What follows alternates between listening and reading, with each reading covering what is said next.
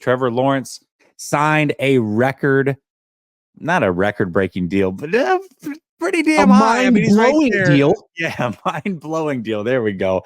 Number 3 in total guarantees, man.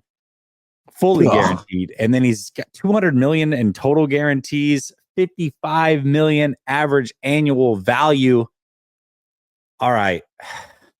I think we know what this means for Brock Purdy. Can only be good. It's great news for Brock. But is it good news for the 49ers? Because that's a whole different question. No, absolutely not. I mean, it almost feels like you saw what the wide receiver market did this offseason, how it just exploded. I think quarterbacks are going that direction. I mean, if the league is confident that the cap is going to keep going up and up 13, 14, 15% a year, pretty soon good to very good quarterbacks are going to be making $60, $70 million. I mean, it's not going to be that long until the next good quarterbacks making $70 million a year. So here comes Brock. And I think most Niner fans feel that it'd be nice if he would just take like 35 out of the kindness of his heart. But that'd really be what all it is at this point. He could easily ask for exactly what Trevor Lawrence got or more because his resume is just better. He's not going to ask for 30. There's zero chance that's happening. But you know the deal that I'm waiting for to fall is the Tua deal. And I actually trust Brock more than I do Trevor at this point, which is crazy to say because when Trevor was coming out, it was like, remember the hype was he's so good. He could have played straight out of high school in the NFL. Like people were talking like that about Trevor Lawrence. Obviously, he's fallen off for multiple reasons, but he's still pretty good. He was the number 1 overall pick. People can make the argument like, all right, well, you know, he had the one really good year. Things are finally settling down. Look at how many touchdown passes he would have thrown if his receivers didn't drop it. Plus, just athletically, he's more gifted. So he'll figure it out. Tua, I don't think there's any argument that anybody can make that he's better than Brock or different than Brock physically or any of those things. So whatever he gets paid, I think is really going to set the tone for the money that Brock Purdy can get. And I think he might get more than what Trevor Lawrence got. I think it's going to be interesting. I mean, what are the Niners going to do with Brock Purdy making $55, $60 million a year? How is their salary cap going to work? They'll have to do it. Most teams get there eventually, but it's not what the Niners have been doing. It's not what they like. For years, they're talking about we want a guy on a rookie deal, right? Because we have this team set up a certain way. We don't really want to mess with it. Well, that's over, I think. And so who has to go? The tight end, one of the wide receivers, the fullback, all the guys who are 32 or older. All of a sudden, like this team's going to be way different. And is Brock worth it? I like Brock a lot. Is he worth it? Yeah. I mean, you know what's interesting about this whole thing, Grant? Everybody has kind of the same take around this. Well, some people are just completely sold, but the people that aren't sold will say something like, you know, at least we have one more year to see what Brock can prove. And my pushback on that is, what's going to change? Do you think he's literally going to fall off a cliff? One thing we do know is he can operate when everything is around him, all the talent in the world. What we don't know is how he can carry a team when all that talent's not there. Now we have a small sample size of what it looks like, and it's been iffy, but that doesn't mean that's necessarily how it's going to play either. That's a very small sample size. He may be great, but he may not be elite the way that people think he is. And they're not going to know that by the time they pay him. That's not going to change this year unless everybody around him starts going down. It's a bad season, a throwaway season, and he just has to operate with, without CMC and Debo and all these guys. So I don't think anything's going to change. We're not going to know any difference. He's just going to get paid, and then we'll all find out together. And I'm sure Kyle would love to be able to say, you know what? I don't really want to. $55 million for a tier 2 quarterback or a tier 3 quarterback is just not smart. So we're going to trade Brock, and we're going to get another quarterback on a rookie deal. He can't do that because he drafted Trey Lance. Yeah, he drafted CJ Beathard. He signed Jimmy Garoppolo. His track record with quarterbacks is among the worst. Not that I'm better, but I'm not in the NFL. And he clearly lucked into Brock Purdy. So Purdy's the best quarterback the team has had since Garcia. And it's not just Kyle who can't pick a quarterback. It's the entire organization, top down, Jed Parag, all of them, the scouting department. So they got to pay Brock and still just feel happy that they got him because he's probably the least replaceable person in the organization. Yeah, absolutely. Jared, please don't confuse. I just this advocated. I just talked myself into paying him. I don't want to do it. Absolutely.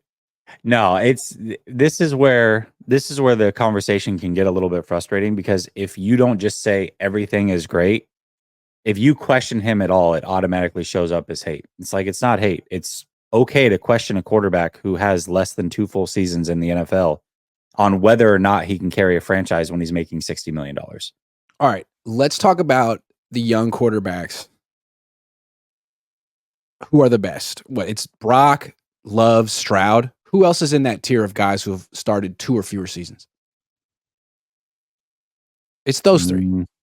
I mean, those of the good ones, yeah, that's it. Good That's ones. it. Like, Yeah. that's kind of a little group right there. Those 3. Yeah. Stroud, Love, Purdy.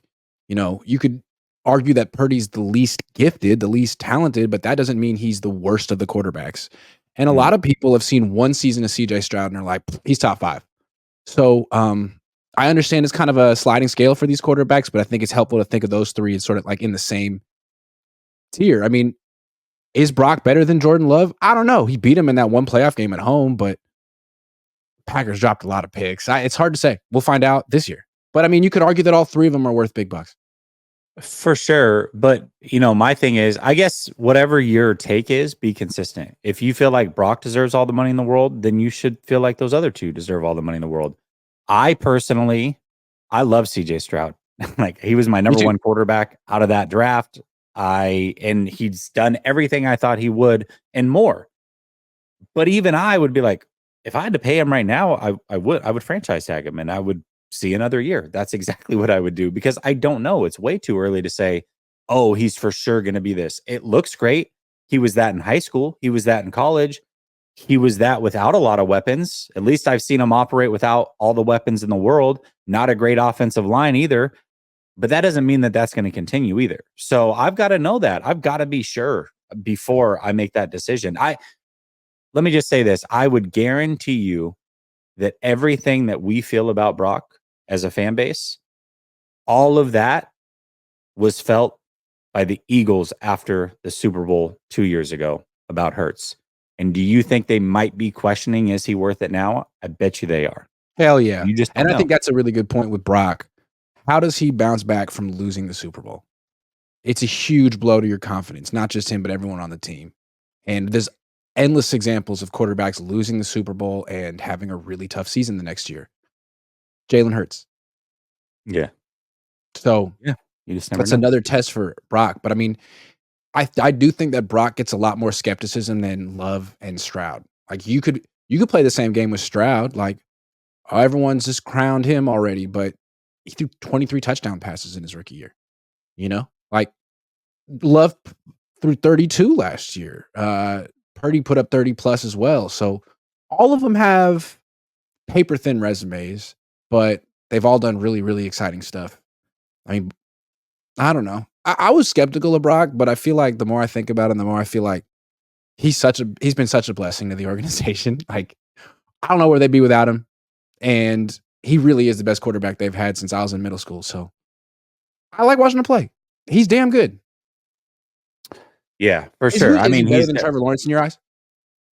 I would take him over Lawrence right now, and I trust him more than Lawrence. Like, that's the thing, is there's Lawrence, same thing. Still too many question marks. I wouldn't have paid him. I would have let it right out and then franchised him if I needed to. You just don't know. Like, there is so many. Here are Trevor Lawrence's numbers from last year: 21 touchdown passes, 14 picks, 88 quarterback rating, 8-8 record. Like, what? And he got that much money? I just don't. I mean, thank you very much, Trent Baalke. I'm sure everyone in the league's like, thanks, Trent. Now we can't negotiate with our guy. He always does that. He gets out in front, gives a ridiculous deal, and now it gets worse for everyone else. He didn't do it with like Christian Kirk. It's always his fault. Yeah. Yeah. I blame Trent. Absolutely. He did do it with Christian Kirk. He sure did. And then actually he kind of low key did it with Ridley too, because he was driving up the market and then Tennessee was like, no, we really want him. And then they overpaid for him. It's like, you didn't have to do that at all. Yeah. Yeah. Moises says, as a betting man, I have to pivot from the Niners into New York Jets. They've actively made an effort to get better on the offensive line and wide receiver. Can't find much to point out. San Francisco has improved this offseason. We're not going to talk about the whole team improving, but we are going to talk about the defense improving and kind of go position by position with the changes and see, if we feel like they've improved or not. I would also say this, though. Sometimes the names are the same, but that doesn't mean that you couldn't have improved. Give an example, Brock Purdy. I think we all believe that he's going to improve this year because he's had a full offseason. Now he's the same name as last year, but that doesn't mean he can't be a better player. If the 49ers offensive line's the same and they get more continuity and now all of them have at least started a full year, I think they might be able to be a little bit better, right? So it's not a change, but it could be better. So I think that's a way to look at it as well. Yeah, he could throw a little bit more. I mean, they don't need to run as much as they did. They just gave Christian McCaffrey his extension. He earned his money. They could probably talk him into a few fewer carries per game and putting more on Brock Purdy's shoulders. I think he's earned it. But I really think what they need to do is let him set the protections at the line of scrimmage to get real schematic. He can do it. He's smart enough. He'd probably do a better job than Jake Brendel. Whatever their system was in the Super Bowl didn't work. That's what they need to do. But they won't. It's okay. What Brock Purdy can do is scramble more because he's going to be under siege. I like when he scrambles. He's really good at that. I thought those were some of the biggest plays in the NFC Championship game. It's funny because we all would like to see him scramble a little bit more, but he could always just do what Mahomes does. And he kind of did that last year, where Mahomes doesn't scramble a lot until he gets to the postseason because he knows that he can get hurt. He gets to the postseason, he starts amping it up, and people aren't ready for it. Great call. I think Brock can do that every postseason. Just amp it up once you get there, because you can go for broke. Like, that could be your last game. You got to win. So why not? I wish he would have done that in the that's the way Super to Bowl. go. I thought he did it in the NFC Championship game. He just He couldn't was gonna lose. do it in the Super Bowl. That Yeah. KC defense was so good.